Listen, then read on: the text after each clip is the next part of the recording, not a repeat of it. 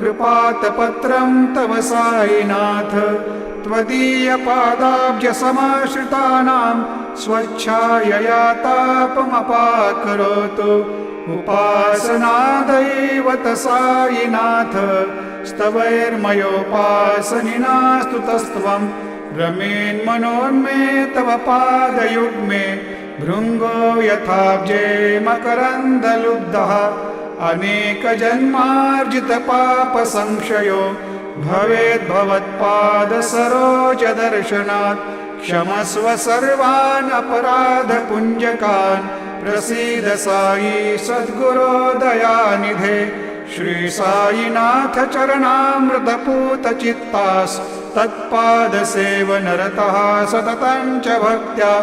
संसारजन्यदुनितोर्धविनिर्गतास्ते कैवल्यधाम परमं सम